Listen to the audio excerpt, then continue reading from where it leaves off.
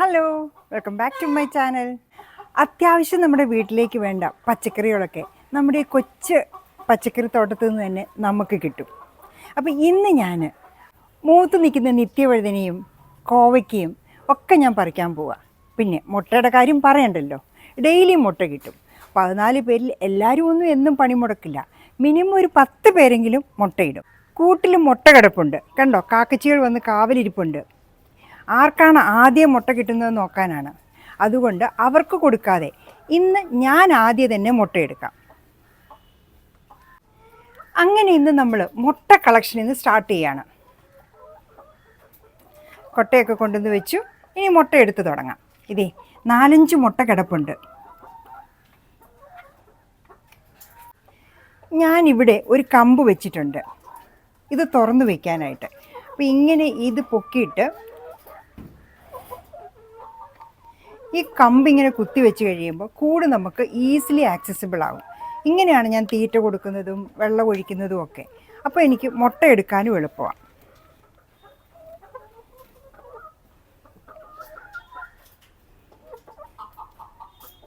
അപ്പോൾ ഇവിടുത്തെ മുട്ട കഴിഞ്ഞു, 2 എണ്ണം കിട്ടി. അടച്ചേക്കാം.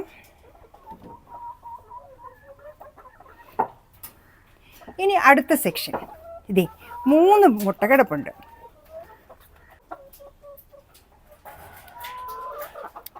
അപ്പം അടുത്ത 3 മുട്ടയും കൂടെ നമ്മൾ എടുക്കുകയാണ്. അപ്പോൾ ഇപ്പോൾ രാവിലെ തന്നെ 5 മുട്ട നമുക്ക് കിട്ടിക്കഴിഞ്ഞു.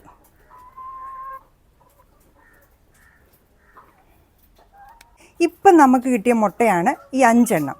ഇനി ഇവരിടും, വൈകുന്നേരം വരെ മുട്ടയിടിയിലാണ്. ഈ വീതിപ്പയറെല്ലാം കഴിഞ്ഞ ദിവസം നമ്മൾ പറിച്ചു പോയി. ദേ ഇപ്പോൾ 1 എണ്ണം ഉണ്ട്. അപ്പോൾ അത് നമുക്കങ്ങ് പറിച്ചേക്കാം. ഇനിയാണ് നമ്മുടെ നിത്യവഴുതന. ഇത് ആദ്യമായിട്ടാണ് നമ്മൾ പറിക്കാൻ പോകുന്നത്. അങ്ങനെ നമ്മുടെ നിത്യവഴുതന നമ്മൾ പറിച്ചു തുടങ്ങുകയാണ്. ഒത്തിരി മൂത്ത് പോയിട്ടില്ല, എന്നാൽ ഒരുവിധം മൂപ്പായിട്ടുമുണ്ട്.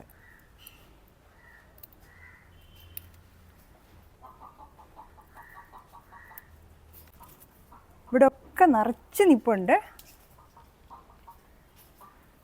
ദേ ഇപ്പോൾ പറിച്ചതാണ് ഇത്ര നിത്യവഴുതന. ഇനിയുണ്ട്. ഇപ്പോൾ കുറേ കിട്ടി. ഇനിയുള്ളതെല്ലാം ചെറുതായിട്ട് നിൽക്കുന്നു. അതൊക്കെ എനിക്ക് തോന്നുന്നു കുറച്ച് ദിവസം കൂടി എടുക്കും മൂത്ത് വരാനായിട്ട്. ഇപ്പം നമുക്ക് മുട്ടയായി, നിത്യവഴുതനയായി. ഇനി നമുക്ക് കോവയ്ക്ക പറിക്കാനുണ്ട്, മുളക് പറിക്കാനുണ്ട്. ഇത് നമ്മുടെ ഉണ്ടമുളകാണ്, നല്ല ഉണ്ടച്ചിരിക്കുന്നത്. ഇത് കണ്ടോ, ഇത് ഒരെണ്ണം പഴുത്തു പോയി. ഇതിനകത്തുമുണ്ട് കുറച്ച് പറിക്കാൻ.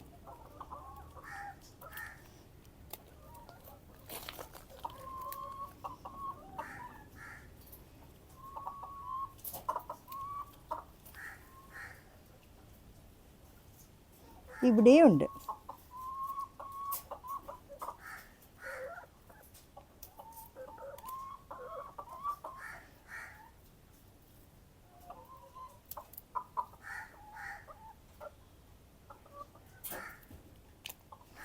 അപ്പോൾ ഇത്രയായി മുട്ട, നിത്യവഴുതന, മുളക്.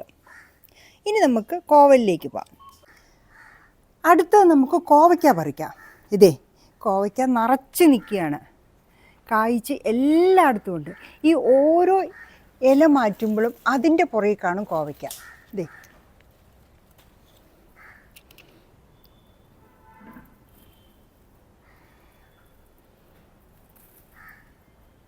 ഈ പന്തലിൻ്റെ മുകളിൽ നിൽക്കുന്ന കോവയ്ക്കൊന്നും നമുക്ക് കൈവച്ചെത്തില്ല. അത് പറിക്കാനായിട്ട് നമുക്കിവിടെ ഒരു തോട്ടിയുണ്ട്. ഒരു ചെറിയ കമ്പിയാണ്.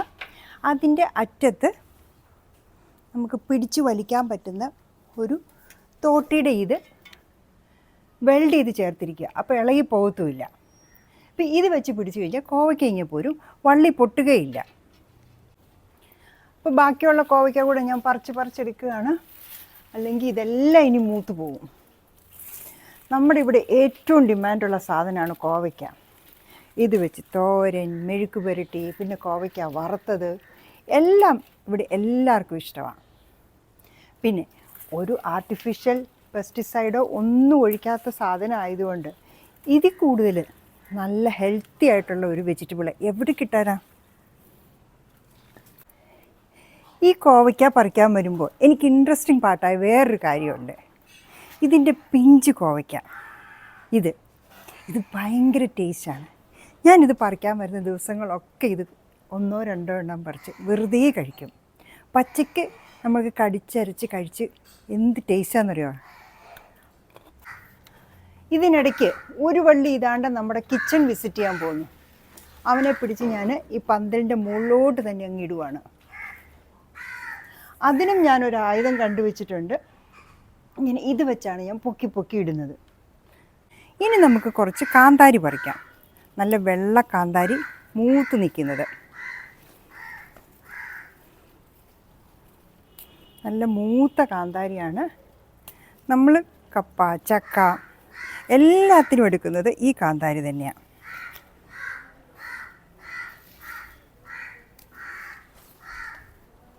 അടുക്കളയുടെ വശത്തായതുകൊണ്ട് ഓടി വന്ന് 2 കാന്താരി പറിക്കാൻ എന്ത് എളുപ്പമാണെന്നറിയാവോ?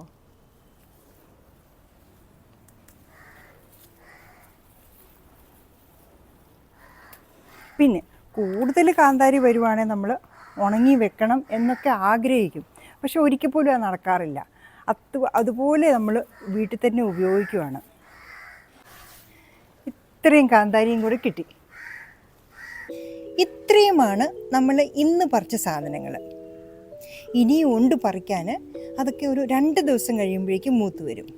കോഴിമുട്ട 5 എണ്ണമേ ആയിട്ടുള്ളൂ. ഇനിയും വരുന്നുണ്ട്. അവർ ഇന്നത്തെ ദിവസം മുഴുവനും ഇടും.